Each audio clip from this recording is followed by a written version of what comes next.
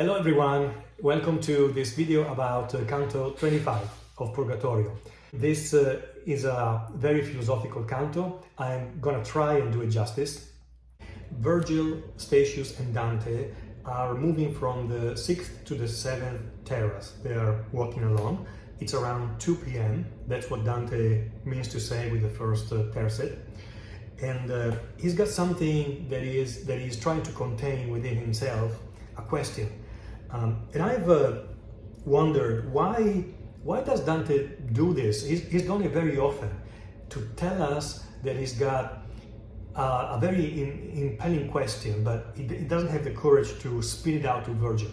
Certainly, in one sense, on one hand, we know that he is intimidated by Virgil because he's been reprimanded many times when he said something stupid. Okay, but I think it's not only that; it's also a poetic way for Dante to make these parts even more spontaneous and realistic, always in line with his principle that with his poetry he is able to describe the truth, to reach the truth. As always, Virgil understands what Dante is thinking, and he says, the iron of the arrow touched the longbow, the tip of the arrow has touched the bow. That's how close you are to throwing your question, and therefore please ask away, because I understand this is important for you. And so Dante spits it out. He asks his question: how can one grow lean where there is never need for nourishment, specifically for the gluttonous souls?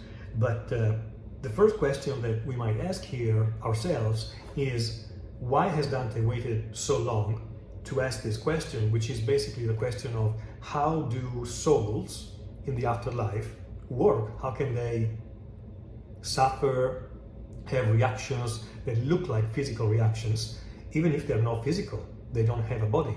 How is that possible? Some commentators say that this is the right point for Dante to ask this question because it's just before he's going to see the last souls in Purgatorio, which are the lustful souls. After that, there's going to be the Garden of Eden and the Paradiso, and a completely different set of souls. So that's why probably the question is posed here, but also because he's maturing himself. Dante has always been very interested in the combination of body and soul, and if we remember in Canto 6 of Inferno, he asked a question about bodies and souls between now and the Last Judgment, and he already received some sort of answer from Virgil. Now here Virgil answers in a way that he can, which is with a couple of similes.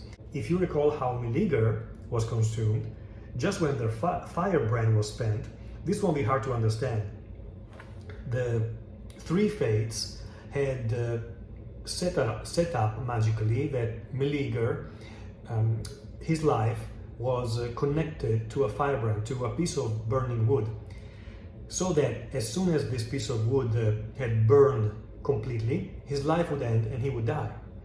His mother, having found this out, took the piece of wood away, made sure that it didn't burn, it put it aside, and so saved his son's life. However, later on, many years later, after convoluted events, Meleager managed to, for some reason, kill his mother's two brothers, and so she, for revenge, took the piece of wood, threw it in the fire again, and that's how Meleager died. So there is a sort of a connection between two seemingly separate phenomena, his life and the piece of wood.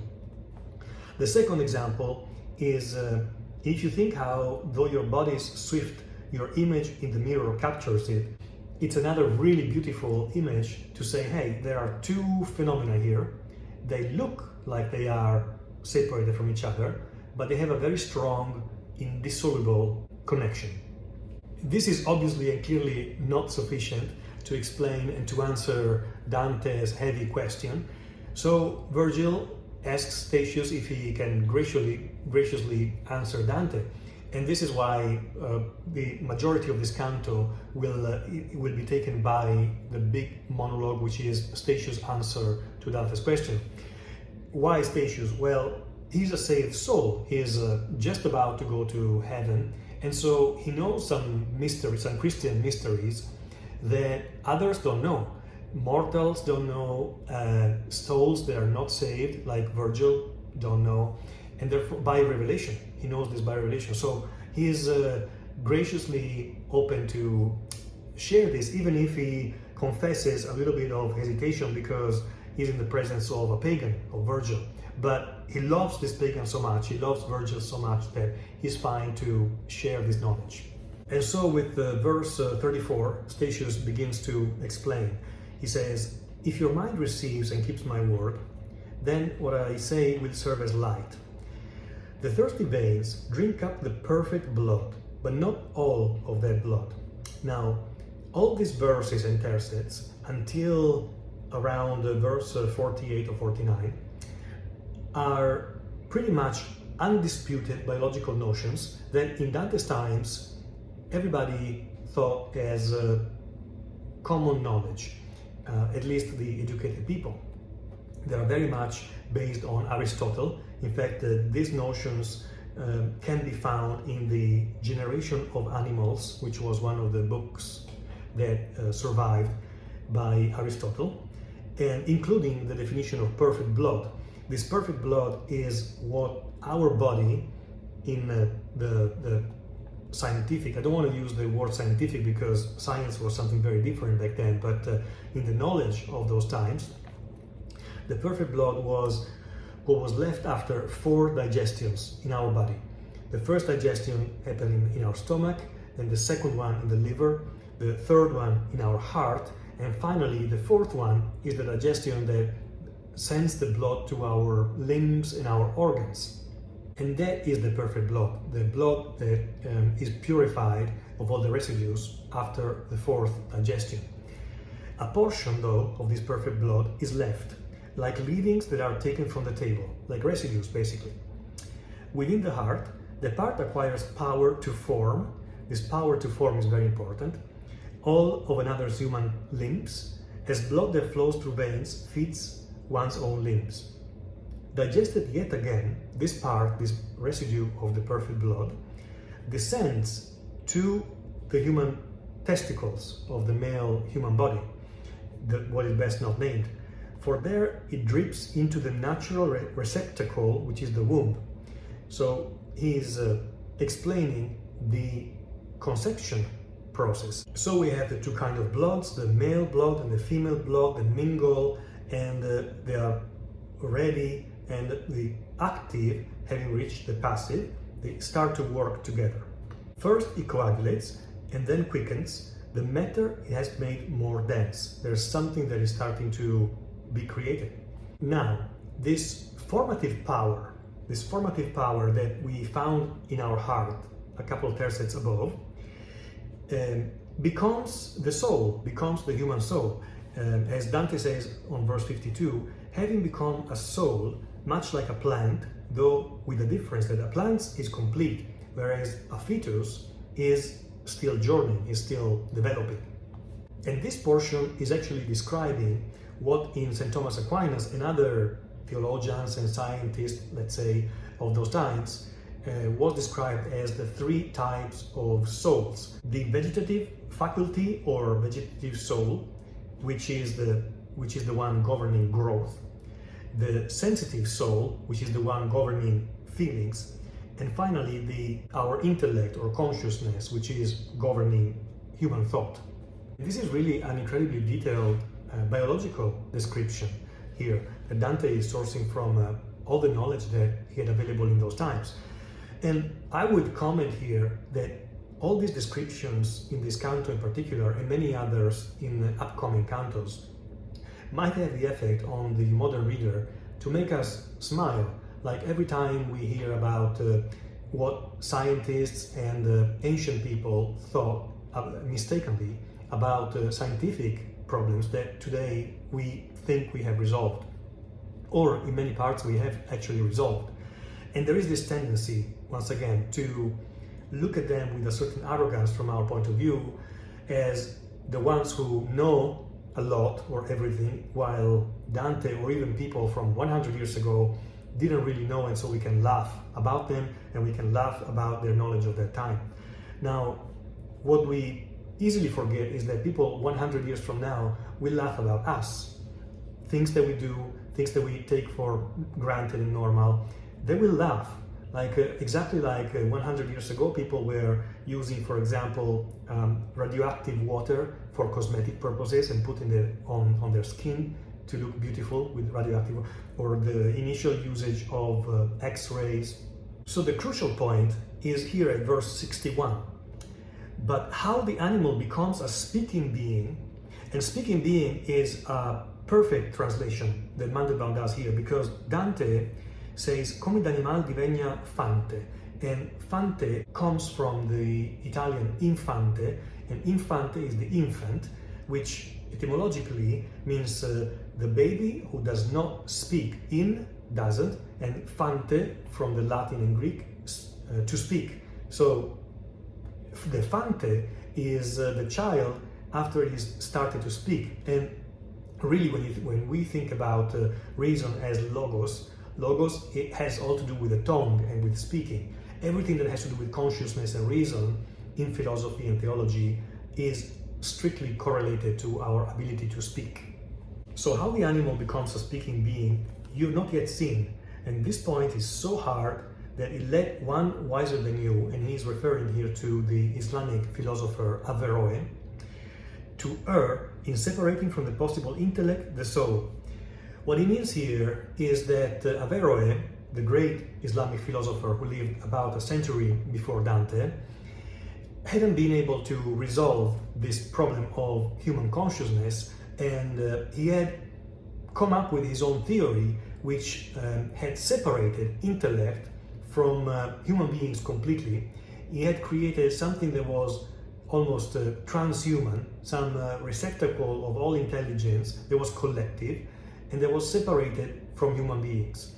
So, especially because this would lead to Averroes' heresy of the human soul not being immortal, Dante rejects it, refuses that type of explanation, and follows St. Thomas Aquinas instead, where he says, "This is the truth we now have reached, and know that once the brain's articulation within the fetus has attained perfection, so there is a moment in the fetus development that the brain has developed at a sufficient level, then the first mover, which is God, turns toward it with joy, with a great joy, on seeing so much art in nature, and breathes into it new spirit, vigorous, which draws all that is active in the fetus into its substance, and becomes one soul that lives and feels and has self-consciousness."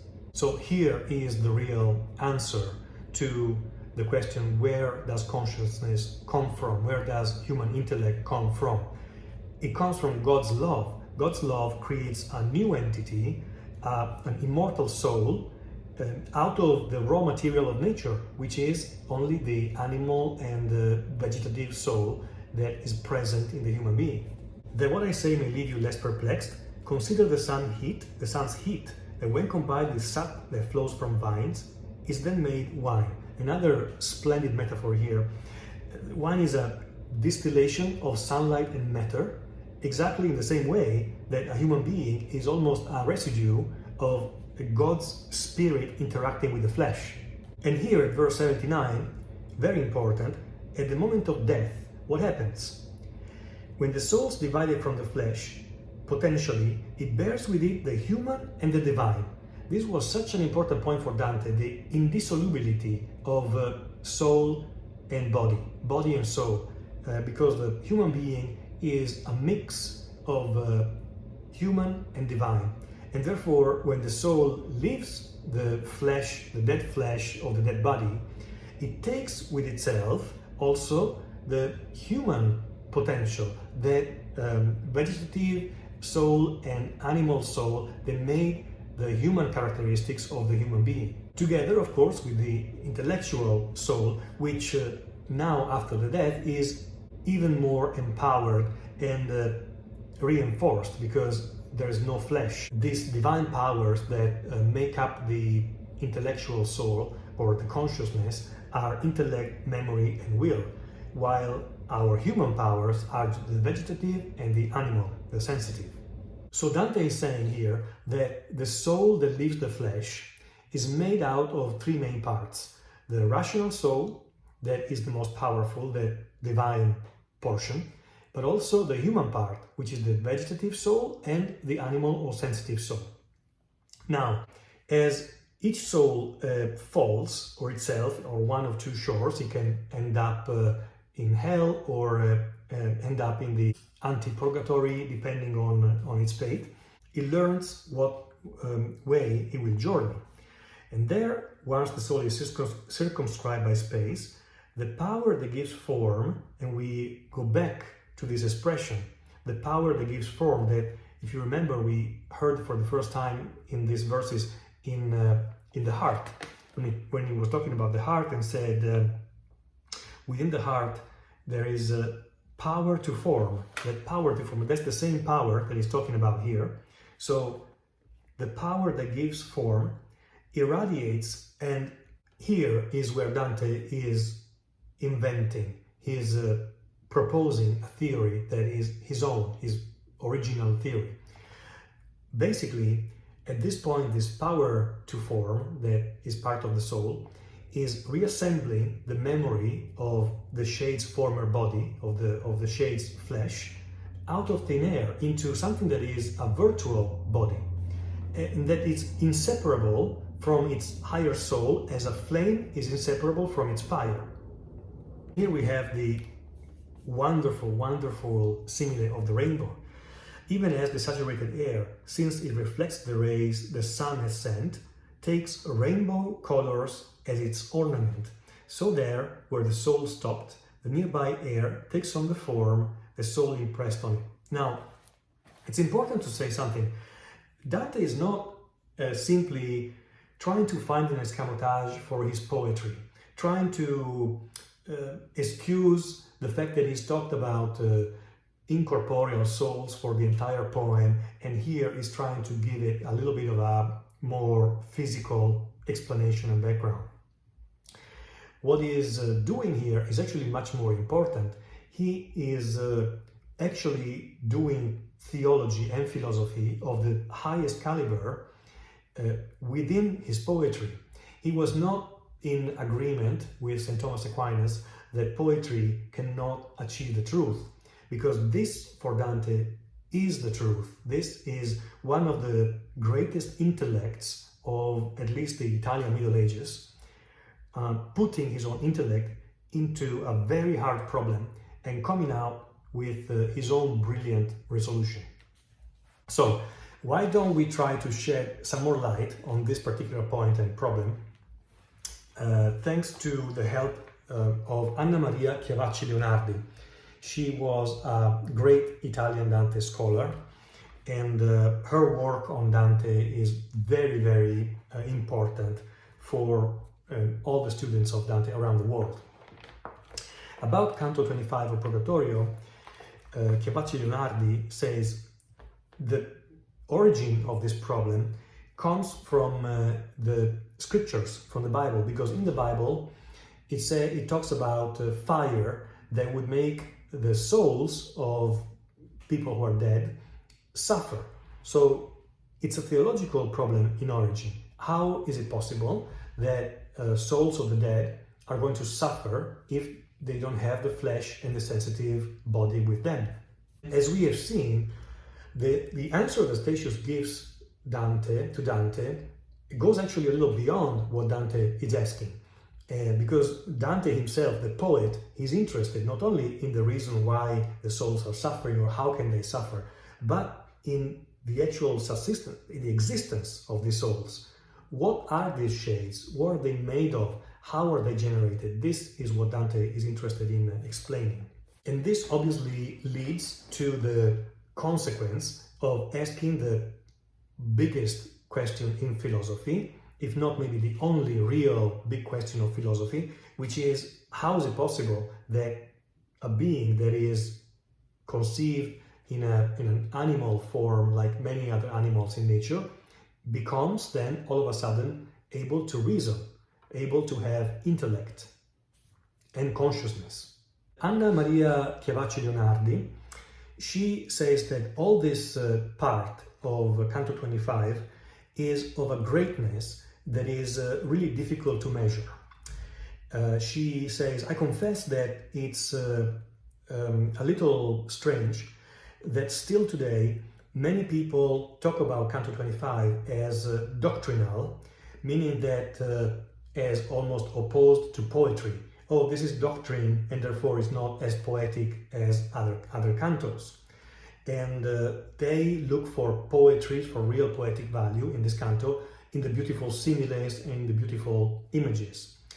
Anna Leonardi disagrees. She says, in reality, here we are talking about a great poet, a great genius, who is very moved in his heart, and so talks lyrically about one of the most important problems of human beings. And she says this is the same deep sensation that sometimes happens when we read some pages of great thinkers like Plato or St. Augustine. So to summarize all this, Dante invents a theory whereby human souls possess virtual bodies that, as long as they are waiting for the last judgment, and it's only at the resurrection of the flesh that their old flesh bodies will reconnect with the souls. Until the moment, the soul will have this virtual body. In this way, Dante is really adding to eschatology. It's really somebody who is doing high theology, just like St. Thomas Aquinas, and he's doing the eschatology or theology of the last things. So it doesn't really matter that this is poetry and this is a poem. Dante is writing the highest form of theology here. After verse 100, Statius kind of concludes and makes a long story short by saying, since from that airy body it takes on its semblance, that soul is called shade. That shade forms organs for each sense, even for the sight. This airy body lets us speak and laugh. With it we form the tears and sigh the sighs that you perhaps have heard around this mountain. And he's heard sighs and singing all throughout Purgatory.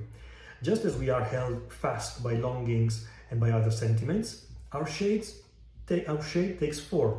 This is the cause of your astonishment. Very clear explanation by Statius.